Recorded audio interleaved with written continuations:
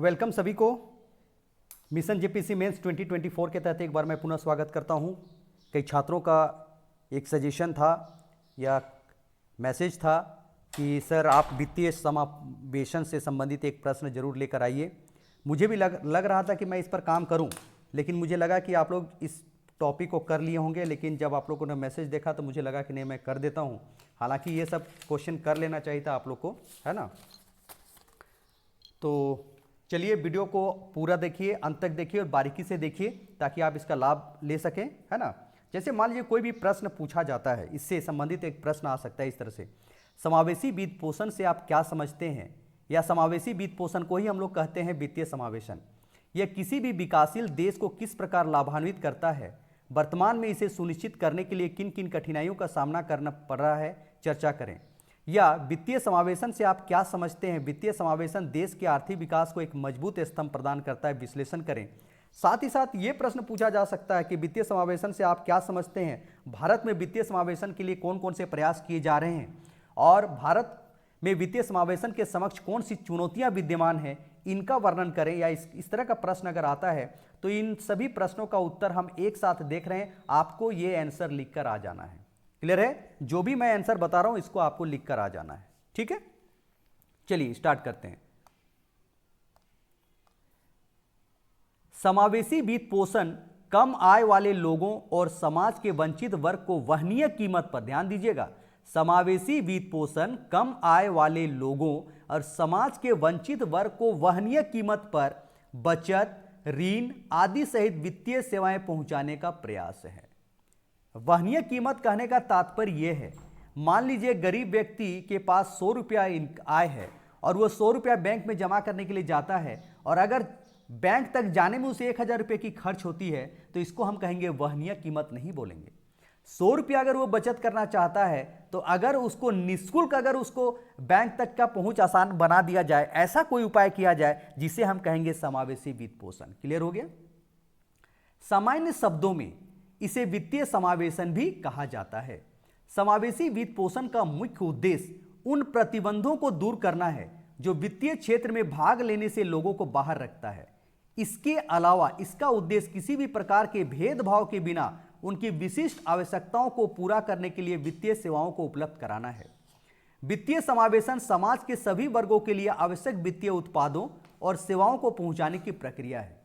वैसे क्षेत्र जहां बैंक नहीं पहुंच सकते वहां बैंक अपना कियोस्क बैंकिंग या फिर रिटेल बैंकिंग के माध्यम से बैंकिंग सुविधाओं को प्राप्त करवाता है। कियोस्क बैंकिंग देखिएगा, जहां बैंक का ब्रांच नहीं है वहां देखिएगा जो भी सीएससी होता है, कस्टमर सर्विस सेंटर जो होता है, वहां आप देखिएगा क्या होता है, सीएससी में भी प्रज्ञा केंद्र जिसको आमतौर पर बोला जाता है, वैसे जगह में देखिए कियोस्क बैंकिंग की भी फैसिलिटी उपलब्ध करा दिया गया है। ये क्या है, जहां तक बैंक नहीं पहुंच सकते वहां बैंक अपना कियोस्क बैंकिंग या फिर रिटेल बैंकिंग के माध्यम से बैंकिंग सुविधाओं को प्राप्त करवाता है। तो ये सभी जो है समावेशी वित्त पोषण या वित्तीय समावेशन का मीनिंग है या उसके बारे में जानकारी है।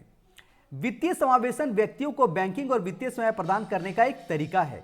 इसका उद्देश्य सभी को उनकी आय या बचत की परवाह किए बिना बुनियादी सेवाएं देकर समाज में शामिल करना है, क्योंकि समाज में कंजम्पशन एक्सपेंडिचर को कम करने के लिए, ताकि लोग छोटे छोटे बचत करें और उस बचत को आगे चलकर देश के पूंजी निर्माण में वे योगदान कर सकें, इसी को बढ़ावा देने के लिए वित्तीय समावेशन की बात की जाती है।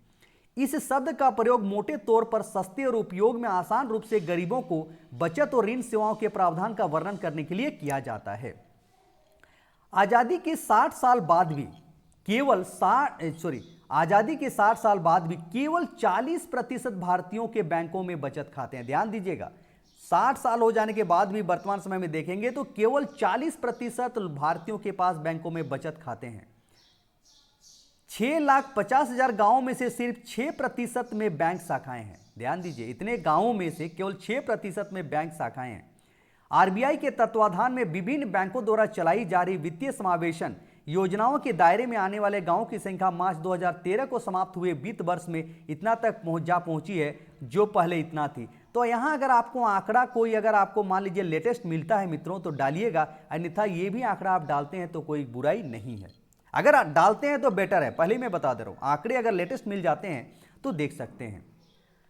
इतने गांवों में से यानी 2,68,454 गांवों में से केवल 1,81,753 गांवों में ही वित्तीय समावेशन के अंतर्गत हम लोग उन गांवों को शामिल कर सके हैं। अब देखते हैं वित्तीय समावेशन के उद्देश्य। वित्तीय समावेशन किस उद्देश्य से या फाइनेंशियल इंक्लूजन किस उद्देश्य से लागू किया जा रहा है?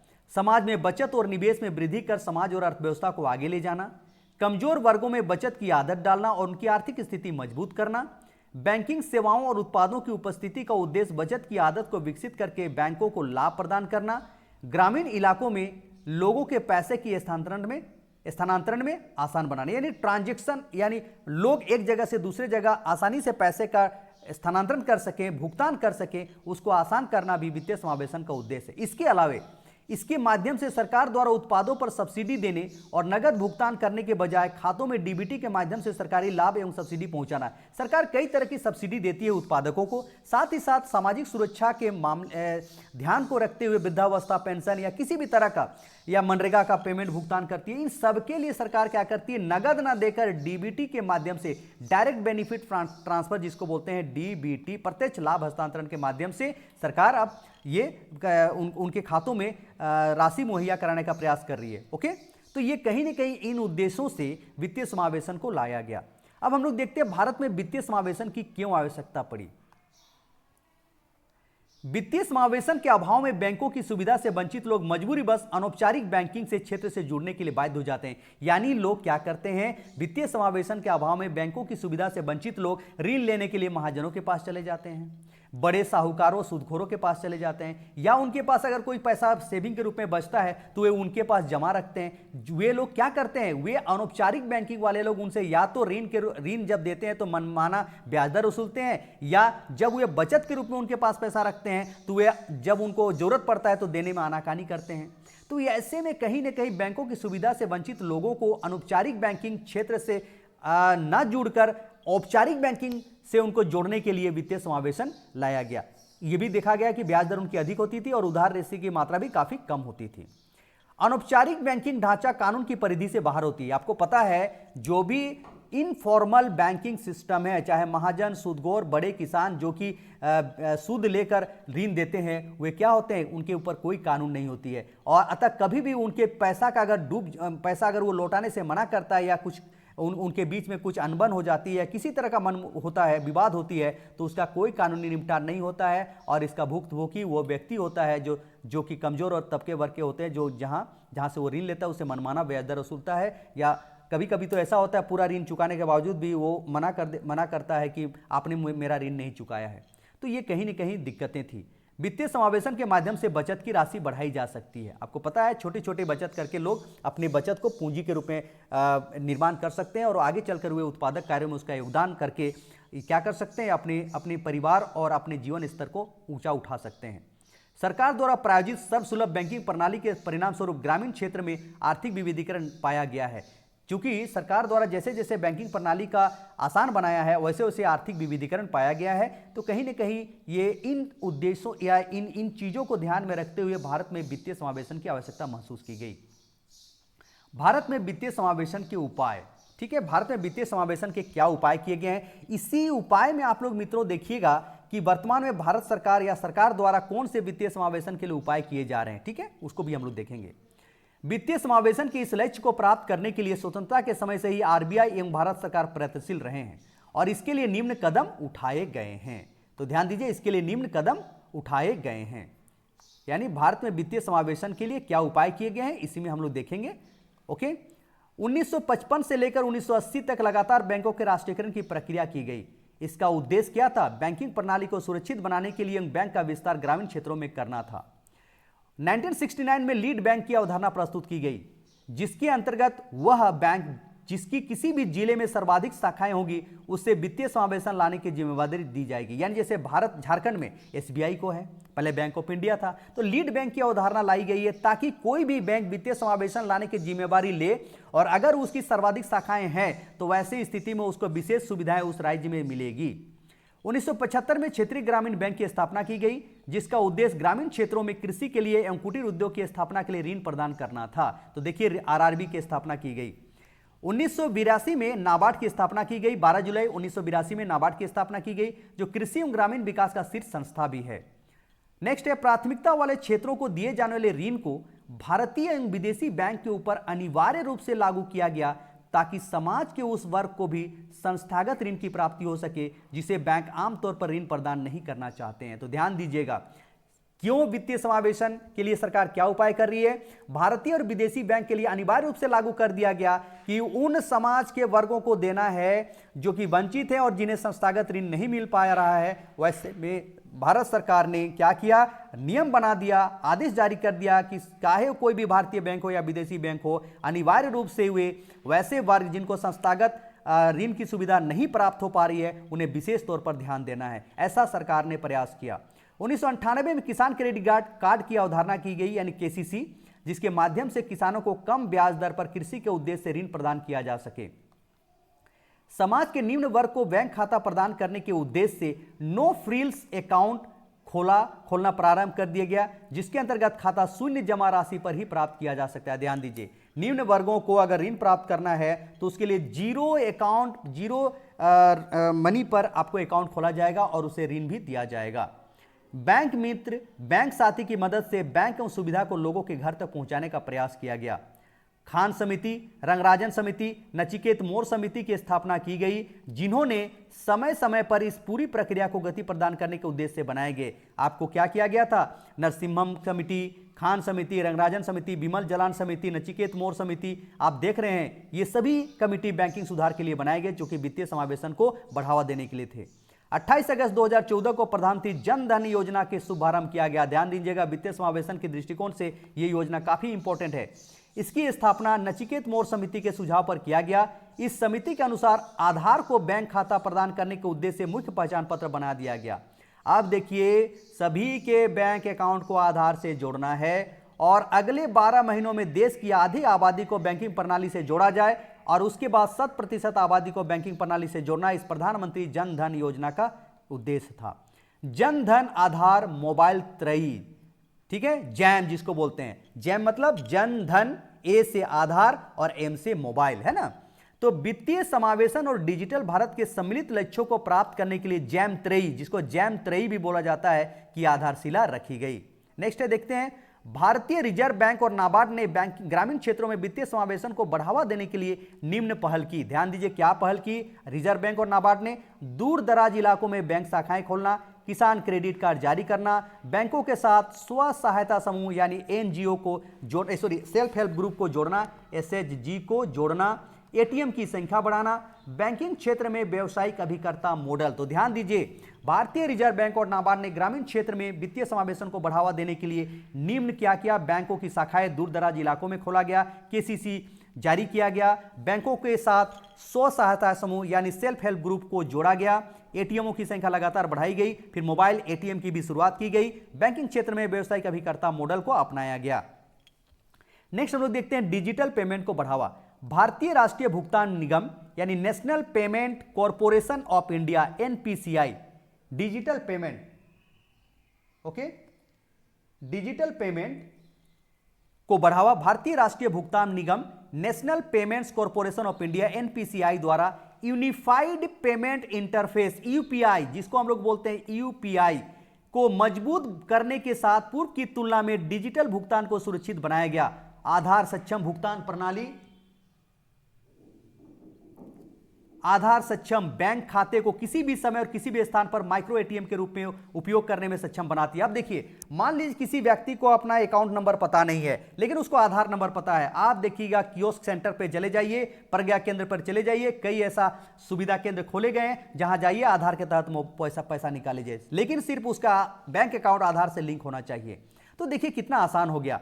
ऑफलाइन लेन देन सक्षम करने वाले प्लेटफॉर्म अवसंरचनात्मक पूरक सेवा डाटा, यूएसएसडी यानी unstructured supplementary services data, USSD का फुल फॉर्म भी देख लीजिए, के कारण भुगतान प्रणाली को और अधिक सुलभ बनाया गया, जिसे सामान्य मोबाइल हैंडसेट पर भी इंटरनेट के बिना मोबाइल बैंकिंग सेवा को उपयोग करना संभव हो जाता है। तो देख लीजिएगा, यहां 3 चीज है, एनपीसीआई का फुल फॉर्म, एटीएम का फुल फॉर्म, यूपीआई का फुल फॉर्म, यूएसएसडी का फुल फॉर्म, इन सब का आपको ध्यान रखना चाहिए ऑब्जेक्टिव पॉइंट ऑफ व्यू से भी। वित्तीय साक्षरता बढ़ाना, आरबीआई ने वित्तीय साक्षरता नामक एक परियोजना शुरू किया गया है, फाइनेंशियल लिटरेसी। इसके अंतर्गत विभिन्न लक्षित समूहों, स्कूल कॉलेज जाने वाले बच्चे, महिलाएं, ग्रामीण, शहरी, गरीब, वरिष्ठ नागरिक शामिल हैं। इनको क्या किया है? उनको वित्तीय जानकारी उपलब्ध कराना है। वित्तीय साक्षरता नामक एक परियोजना शुरू की है आरबीआई ने, जिसका उद्देश्य है चाहे वो कोई भी टारगेटेड ग्रुप बना दिया जाए, बुजुर्ग हो, महिलाएं हो, स्कूल और कॉलेज जाने वाले बच्चे हो, ग्रामीण और शहरी गरीब व्यक्ति हो, वरिष्ठ नागरिक शामिल है, उनको वित्तीय साक्षरता। देखिएगा आरबीआई एड भी देती है। क्या देती है एड के रूप में? अमिताभ बच्चन आते हैं एड के रूप में, है कि नहीं? आरबीआई ओम्बुड्समैन, आरबीआई लोकपाल, या आरबीआई में जानकारी प्रस्तुत किया जाता है कि आप ऐसा नहीं कीजिएगा, है ना, ये आरबीआई के जानकारी के हित में जारी, तो ये जनहित में जारी, ऐसा करके देखिए। स्पेशल आपको आरबीआई ने आपको किसको किसको लिया है? आरबीआई ने अभी आपको इसको भी लिया है, नीरज चोपड़ा जी को भी शामिल किया है, और हमारे जो ओलंपियन हैं, और उसके साथ साथ अमिताभ बच्चन भी इसका एड देते हैं। तो कई बार देखिएगा कई क्रिकेट खिलाड़ी भी आरबीआई का एड देते हैं। तो ये सब सभी देखिए वित्तीय साक्षरता बढ़ाने के लिए आगे आ रही है सरकार। सेबी और NISM, national institute of security market, pocket money नामक, देखिए पॉकेट मनी नामक एक प्रमुख कार्यक्रम लॉन्च किया, जिसका उद्देश्य स्कूली छात्रों में वित्तीय साक्षरता बढ़ाना है। तो पॉकेट मनी कार्यक्रम क्या है? तो ये भी आप आराम से जानकारी प्राप्त कर सकते हैं, मतलब इसको आप ऑब्जेक्टिव पॉइंट ऑफ व्यू से भी याद करना है। तो देखिए भारत में वित्तीय समावेशन लाने के लिए क्या उपाय हो रहे हैं, क्या हो रही है, उसके बारे में मैंने डिटेल से प्रयास किया। इसके अलावा यहां आप जरूर ऐड कीजिएगा मित्रों, यहां आप ऐड कीजिएगा। क्या ऐड कीजिएगा? देख लीजिए यहां क्या ऐड करना है, उसको मैं यहां लिख दे रहा हूं। इसी को आपको ऐड करना है, इसको आपको क्या करना है? यहां आपको ये पोर्शंस को ऐड करना है, मतलब इस जगह आपको ये लिखना है। क्या लिखना है? इसके अलावा वित्तीय समावेशन की दिशा में सरकार कई कदम उठाई है, और देश के प्रत्येक व्यक्ति के वित्तीय समावेशन पर विशेष बल देने के लिए केंद्र सरकार द्वारा निम्नलिखित उपाय किए गए हैं। जन धन योजना के बारे में मैंने बता दिया था, 15 अगस्त 2014 को शुरू किया गया था, नामक राष्ट्रीय वित्तीय समावेशन मिशन की घोषणा की गई थी। इस योजना को 28 अगस्त 2014 को औपचारिक रूप से शुरू किया गया था। अगस्त 2017 के मध्य तक इस योजना के अंतर्गत करीब 29.48 करोड़ बैंक खाते खोले गए, जो अपने आप में एक बहुत बड़ी उपलब्धि है। ज्ञातव्य है कि इन खातों में से तकरीबन 17.6 करोड़ खाते ग्रामीण अर्ध शहरी क्षेत्रों और शेष 11.87 करोड़ खाते शहरी क्षेत्रों में खोले गए। जन धन योजना के तहत खाता खोलने पर मिलने वाले अतिरिक्त लाभ दिया गया। ग्राहक को एक रुपये डेबिट कार्ड भी जारी किया गया, जिसमें 1 लाख रुपये का बीमा कवर भी शामिल है। इसके अतिरिक्त खाते को 6 महीने तक संतोषजनक रूप से संचालित करने पर ग्राहक को 5,000 रुपया का ओवरड्राफ्ट सुविधा भी दिया जाता है, यानी उसके खाते में पैसा नहीं भी रहेगा तो 5,000 रुपये तक का निकाला जा सकता है, जिसको ओवरड्राफ्ट कहते हैं, अधिविकर्ष भी बोलते हैं। ठीक है। ग्राहकों को एक विशेष समय तक खाता खोले रखने के लिए 30,000 रुपये तक का जीवन बीमा भी दिया गया। तो देखिए मित्रों, इतना आपको लिखने की जरूरत नहीं, कम से कम नाम जरूर लिखिएगा, स्थापना लिखिएगा, और कितने खाते खोले गए ये जरूर लिख दीजिएगा। बीमा और पेंशन स्कीम, प्रधानमंत्री सुरक्षा बीमा योजना पीएमएसबीवाई में 18 से 70 वर्ष के आयु समूह को कवर किया गया था, जबकि प्रधानमंत्री जीवन ज्योति बीमा योजना के अंतर्गत 18 से 50 वर्ष के आयु समूह को, उन सभी लोगों को कवर किया गया जिनके पास बैंक खाते हैं। तो देखिएगा गरीब नागरिक, सभी नागरिकों, विशेषकर गरीब और सुविधा रहित लोगों को सामाजिक सुरक्षा प्रदान करने के लिए प्रधानमंत्री सुरक्षा बीमा योजना और प्रधानमंत्री जीवन ज्योति बीमा योजना शुरू किया गया। इस योजना के तहत 12 रुपये का वार्षिक वहन प्रीमियम पर 2 लाख रुपये का जोखिम कवर किया जाता है। केवल 12 रुपये वार्षिक प्रीमियम देना है और आपको 2 लाख रुपये तक का क्या मिलेगा? इंश्योरेंस दिया जाएगा। अटल पेंशन योजना, यह भी एक वित्तीय समावेशन का उपाय भारत सरकार कर रही है। इस योजना को वर्ष 2015 में 18 से 40 आयु वर्ग के सभी खाता धारकों के लिए शुरू किया गया था। 15 में इस स्कीम के तहत आवेदक को मासिक पेंशन की गारंटी प्रदान की जाती है, और इसके तहत केंद्र सरकार द्वारा भी कुल अंशदान 50% का योगदान किया जाता है, बशर्ते कि 1,000 रुपये प्रति वर्ष से अधिक ना हो। ठीक है, ओके। वरिष्ठ पेंशन बीमा योजना, इसमें वैसे आवेदक जिन्होंने 15 अगस्त 2014 से 14 अगस्त 2015 तक वरिष्ठ पेंशन बीमा योजना में आवेदन किया है, उन्हें 9% की सुरक्षित गारंटी रिटर्न प्रदान किया जाता है, यानी इंश्योरेंस है ये, और उसे एक रिटर्न के रूप में दिया जाता है। प्रधानमंत्री मुद्रा योजना, ध्यान दीजिएगा, मुद्रा, इसके बारे में भी आपको लिखना है। कब शुरू किया गया था? 2015 में शुरू किया गया था, और इसके अतिरिक्त वित्तीय समावेशन को बढ़ावा देने के लिए और भी कई योजनाएं शुरू की गई है। जीवन सुरक्षा बंधन योजना, सुकन्या समृद्धि योजना, किसान क्रेडिट कार्ड, सामान्य क्रेडिट कार्ड, भीम है ना, भीम, भारत इंटरफेस मनी है ना, जैसी योजनाएं भी शामिल की गई हैं। तो देख लीजिए, इनको भी आप जरूर लिखिएगा। इन सब के अलावा भी एटीएम और व्हाइट लेबल एटीएम की नीतियों को उदारीकरण में लागू किया गया है। एटीएम के नेटवर्क का विस्तार करने के लिए आरबीआई द्वारा गैर बैंकिंग संस्थाओं को एटीएम, जिन्हें व्हाइट लेबल एटीएम कहा जाता है, शुरू करने की अनुमति दी गई है। ध्यान दीजिएगा, व्हाइट लेबल एटीएम क्या है? गैर बैंकिंग संस्थाओं को भी एटीएम शुरू करने की अनुमति दी गई है, जिन्हें व्हाइट लेबल एटीएम भी कहा जाता है। देखिएगा, कहीं कहीं आपको है कुछ कुछ एटीएम है जो कि बैंक से रिलेटेड नहीं है, वैसे भी एटीएम है उनको। जैसे मुझे याद नहीं आ रहा है, एक एटीएम है इंडिगो करके कुछ आता है या ऐसा कुछ है, आपको है देखिएगा, स्टार बना हुआ है ना, टाटा का है, कुछ इस तरह का है ना, तो वो भी एटीएम शुरू कर सकता है। ये भी अन्य पहल की गई है। आरबीआई के अनुरोध पर वाणिज्यिक बैंकों द्वारा वित्तीय उत्पादों तक जनता की पहुंच सुनिश्चित करने हेतु जागरूकता और शिक्षा प्रदान के लिए वित्तीय जागरूकता केंद्र भी बनाए गए हैं। Not only financial literacy program चलाई जा रही है, वित्तीय साक्षरता कार्यक्रम चलाई जा रही है, पॉकेट मनी कार्यक्रम चलाई जा रही है, बल्कि वित्तीय जागरूकता केंद्र भी बनाया गया है। फाइनेंशियली क्या बोलते हैं उसको, अवेयरनेस सेंटर, यानी अवेयरनेस सेंटर FAC भी बनाया गया है। इस नीति का उद्देश्य यह है कि वित्तीय समावेशन को वित्तीय साक्षरता के समानांतर चलाया जाना चाहिए, क्योंकि केवल आप वित्तीय साक्षरता दे देने से नहीं चलेगा। आरबीआई ने तो एम्बेसडर बना दिया है अमिताभ बच्चन को, और हमारे ओलंपियन जो है गोल्ड मेडलिस्ट हैं जो कि नीरज चोपड़ा को, लेकिन उनकी बातों को कितने लोग सुनते हैं? उनको कितने लोग उनसे फायदा उठा रहे हैं? इनको अधिक से अधिक बढ़ाने के लिए, उनके लोग अधिक से अधिक फायदा ले सके, इसके लिए जगह जगह पर क्या किया गया है? वित्तीय जागरूकता केंद्र भी बनाया गया है। ओके, इसके अतिरिक्त आधार और बैंक खातों की सहायता से प्रत्यक्ष लाभ यानी डीबीटी भी अब शुरू कर दिया गया और इसका लाभ हो रहा है। इसके अलावा देखिए, स्टैंड अप इंडिया, इस योजना को अनुसूचित जाति, अनुसूचित जनजाति और महिला उद्यमियों द्वारा ग्रीनफील्ड उद्यमों के लिए 10 लाख रुपए से 1 करोड़ रुपए तक के बैंक ऋण तथा पारिवारिक सहायता प्रदान करने के लिए शुरू किया गया। ध्यान दीजिए, स्टैंड अप इंडिया किस लिए शुरू किया गया है? ST, SC और वुमेन्स के लिए, वुमेन इंटरप्रेन्योर जो है, उद्यमी हैं, ग्रीनफील्ड उद्यमों के लिए 10 लाख रुपए से 1 करोड़ रुपए तक के बैंक ऋण तथा पारिवारिक सहायता प्रदान करने के लिए शुरू किया गया है। इस योजना के अंतर्गत अगस्त 2017 के मध्य तक 38,477 ऋण धारकों को लगभग 8,277 करोड़ रुपए ऋण वितरित किया जा चुका है। देश में वित्तीय समावेशन को और अधिक मजबूत बनाने के लिए सरकार द्वारा बैंकों को ग्रामीण क्षेत्रों में माइक्रो एटीएम स्थापित करने की सलाह दी गई है, जिसके परिणाम स्वरूप दिसंबर 2016 तक तकरीबन 1,14,518 माइक्रो एटीएम स्थापित किए जा चुके हैं। देख लीजिए, है ना, stand up India. Venture capital scheme, सरकार द्वारा अनुसूचित जाति जनजाति वर्ग के लोगों को रोजगार मांगने के बजाय रोजगार देने की दिशा में प्रयत्न करने हेतु इस योजना को शुरू किया गया। यानी ST SC जो वर्ग हैं, वे रोजगार न मांगे, सरकार के पास न जाए कि मुझे रोजगार दीजिए, बल्कि वे रोजगार देने लायक बन जाए, यानी दूसरे व्यक्तियों को रोजगार देने लायक बन जाए।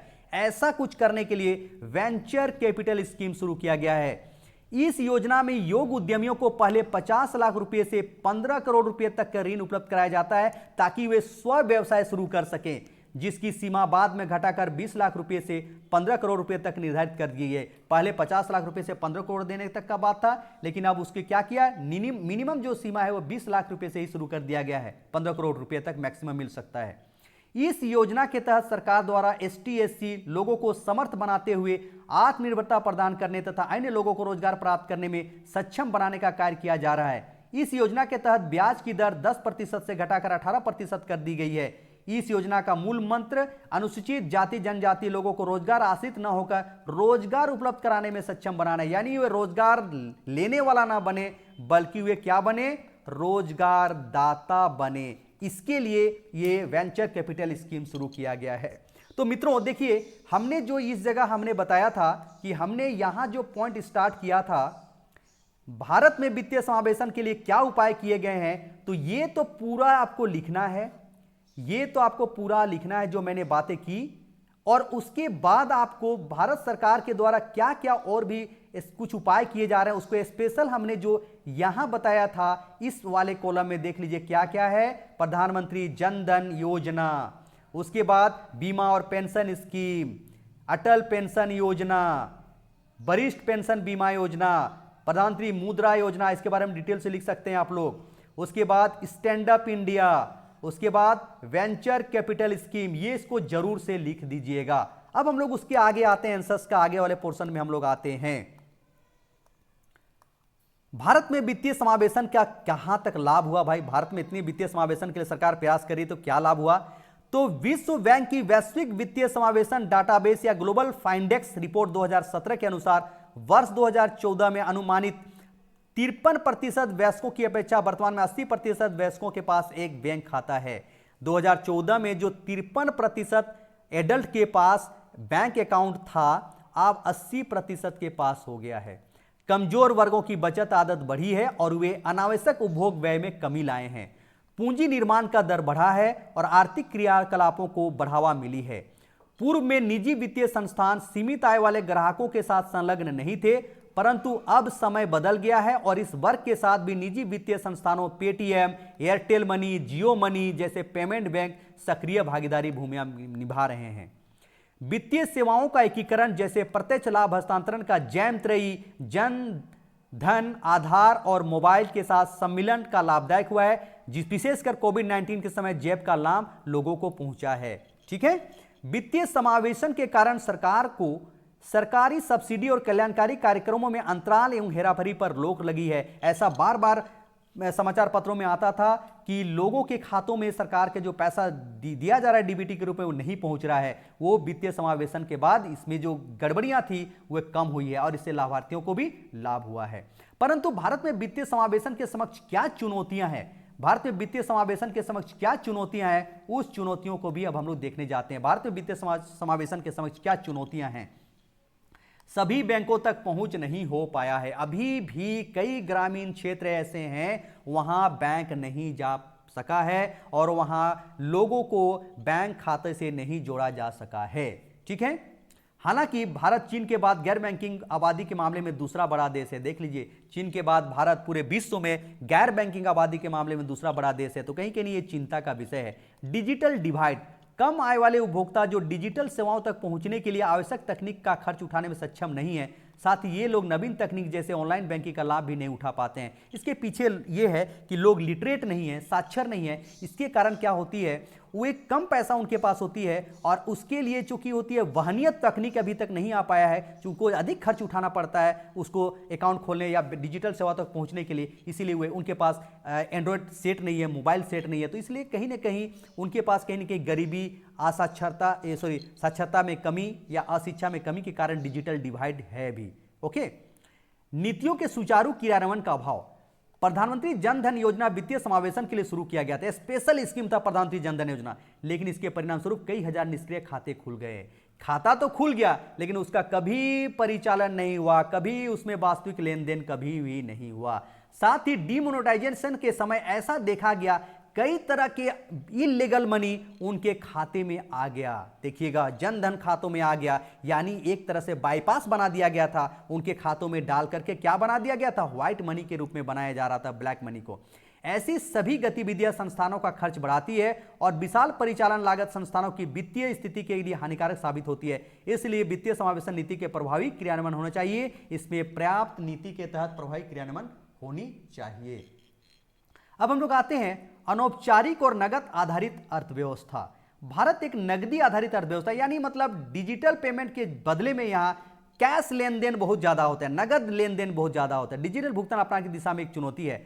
अंतर्राष्ट्रीय श्रम संगठन के अनुसार, ILO के अनुसार, देश में लगभग 81% व्यक्ति अनौपचारिक क्षेत्र में काम करते हैं, इसलिए डिजिटल लेन देन उतनी सफल नहीं है। अर्जुन सेन गुप्ता समिति के अनुसार 90% असंगठित क्षेत्र में काम करते हैं, 90% असंगठित क्षेत्र में काम करते हैं। डिजिटल लेन देन उतना सफल नहीं है, क्योंकि देखिएगा कि जैसे दिहाड़ी मजदूर के रूप में काम करते हैं, तो वहां कहां वे लोग ये डिजिटल लेन देन का इस्तेमाल करेंगे, डिजिटल पेमेंट के तहत अपना काम करेंगे। तो कहीं ना कहीं वे अभी भी कैश के रूप में ही, उनको कैश के रूप में ही ट्रांजैक्शन होती है, लेन देन या जो भी होती है कैश के रूप में होती है। वित्तीय समावेशन में लैंगिक अंतराल, देखिएगा ग्लोबल फाइंडेक्स रिपोर्ट 2017 के अनुसार भारत में 15 वर्ष से अधिक आयु के 83% पुरुषों की अपेक्षा 77% महिला ने ही किसी वित्तीय संस्थान में खाता संचालन किया। देखिए, अगर 15 वर्ष से ऊपर के महिला आयु के लोगों को लेंगे तो उनमें से 83% पुरुषों के पास बैंक अकाउंट है, जबकि महिलाओं के पास 77% महिलाओं के पास ही बैंक अकाउंट है। यानी यहां कहीं ना कहीं गैप है, जेंडर गैप है वित्तीय संस्थानों में खाता खोलने के संबंध में भी, यानी महिलाएं अभी भी काफी पीछे हैं। इसके अंतराल का कारण सामाजिक आर्थिक कारक उत्तरदायी हैं, जिसमें मोबाइल हैंडसेट की उपलब्धता और इंटरनेट डाटा की सुविधा महिलाओं की तुलना में पुरुषों के बीच अधिक है। यानी अभी भी महिलाओं में डिजिटल भुगतान का इस्तेमाल इसलिए नहीं किया जाता है क्योंकि उनके पास मोबाइल हैंडसेट, अपना स्वयं का मोबाइल हैंडसेट नहीं है। तो कहीं ना कहीं ये सब रीजन है। अब हम लोग देखते हैं, भारत में सभी चीजों को देखने के बाद हम लोग एक कंक्लूजन में आए हैं। कंक्लूजन में हमको एंड करना है अब आंसर का। तो कंक्लूजन में देखिए क्या लिखे हम लोग। इस प्रकार भारत में वित्तीय समावेशन जहां एक और आवश्यक है, यानी वित्तीय समावेशन बहुत जरूरी है, तो दूसरी ओर सरकार इसके लिए कई उपाय भी कर रही है। जहां बहुत ही जरूरी है वित्तीय समावेशन आज के डेट में, जब हम लोग नई आर्थिक नीति के तहत रह रहे हैं, और इसके लिए सरकार भी प्रयासरत रहे। हमें स्वीकार करना चाहिए कि सरकार भी प्रयासरत रहे, परंतु इसके समझ नकदी लेन देन वाला देश होने के कारण, साथ ही साथ अशिक्षा, गरीबी, इंटरनेट सुविधा में कमी भी वित्तीय समावेशन के समक्ष कई चुनौतियां हैं। इसलिए वित्तीय समावेशन को सफल बनाने के लिए कई सुधार आवश्यक हैं। देश के प्रत्येक कोने तक बैंक शाखा का विस्तार करने में समय लगेगा। ऐसे में बैंकिंग संवाददाता मॉडल या कियोस्क मॉडल या CSR, जिसको कहते हैं CSC केंद्र, जो प्रज्ञा केंद्र होते हैं, ये एक उपाय हो सकता है। अभी हम लोग प्रत्येक क्षेत्र में, ग्रामीण क्षेत्रों में, सुदूर दूरवर्ती क्षेत्रों में, दूरवर्ती क्षेत्रों में बैंक नहीं खोल पा रहे हैं, बैंक का शाखा विस्तार नहीं कर पा रहे हैं, तो उसका अल्टरनेट या उसका विकल्प के रूप में हो सकता है बैंकिंग संवाददाता मॉडल, कियोस्क मॉडल या CSC या प्रज्ञा केंद्र वाला जो मॉडल होता है वो हो सकता है। बैंक ग्राहक मित्र, ये सब मॉडल हो सकता है। जैम 3 योजना के साथ उचित तकनीकी विकास को जोड़कर एक डेटा शेयरिंग फ्रेमवर्क की स्थापना की जा सकती है। साथ ही साइबर सुरक्षा एवं डाटा सुरक्षा की पुख्ता व्यवस्था होनी चाहिए। ध्यान दीजिएगा, कई बार अभी हम लोग देखते हैं समाचार पत्रों में, डिजिटल लेन देन के दौरान कई लोगों के साथ फ्रॉड हुआ है और उनके पैसा को निकाल लिया गया है। तो कहीं ना कहीं साइबर सिक्योरिटी और डाटा सिक्योरिटी बहुत इंपॉर्टेंट है मित्रों। साइबर सिक्योरिटी बहुत इंपॉर्टेंट है और डाटा सिक्योरिटी। वित्तीय समावेशन हेतु राष्ट्रीय कार्यनीति निर्माण प्रक्रिया एक प्रभावी कदम हो सकता है। इसके अलावा वित्तीय समावेशन की सफलता के लिए बहुआयामी दृष्टिकोण होना चाहिए, जिसके माध्यम से मौजूदा डिजिटल प्लेटफॉर्म, बुनियादी ढांचा, मानव संसाधन और नीतिगत ढांचा को मजबूत किया जाए एवं तकनीकी नवाचार को बढ़ावा दिया जाए। साथ ही साथ मौजूदा चुनौतियों का समाधान किया जाएगा तो वित्तीय समावेशन के द्वारा गरीबों को आर्थिक विकास में लाभ प्राप्त होंगे, ऐसा अनुमान है। यानी यदि हम उपयुक्त मौजूदा चुनौतियों को समाधान करने के लिए प्रयासरत कारगर उपाय करें और उसके साथ साथ वित्तीय समावेशन को लागू करें, साइबर सुरक्षा और डाटा सुरक्षा को बहुत ही इंपॉर्टेंट देते हुए हम उसका क्या करें, पुख्ता व्यवस्था करें उसके लिए कि साइबर सिक्योरिटी लोगों को मिल पाए, लोगों के फ्रॉड का सामना करना ना पड़े। तो ऐसे में हम वित्तीय समावेशन के द्वारा गरीबों को भी आर्थिक विकास के लाभ प्राप्त हो पाएंगे और देश का आर्थिक विकास हो पाएगा। तो मित्रों, इस तरह से आप निष्कर्ष लिख के आप इसका आंसर बना सकते हैं। तो चलिए मित्रों, आज मैंने वित्तीय समावेशन आप लोगों का जो डिमांड था उसको भी मैंने पूरा करने का प्रयास किया। हालांकि मेरे पास समय अभाव है मित्रों, कई तरह के काम हैं, काफ़ी टाइट शेड्यूल है, उसके बावजूद ही मैं आप लोगों का प्रयास कर रहा हूं। तो कोशिश करता हूं आगे भी इसी तरह से कर पाऊंगा। इसी उम्मीद के साथ आप मित्रों इसका नोट्स बना लीजिए, बारीकी से वीडियो को देखिए और इसका लाभ उठाइए।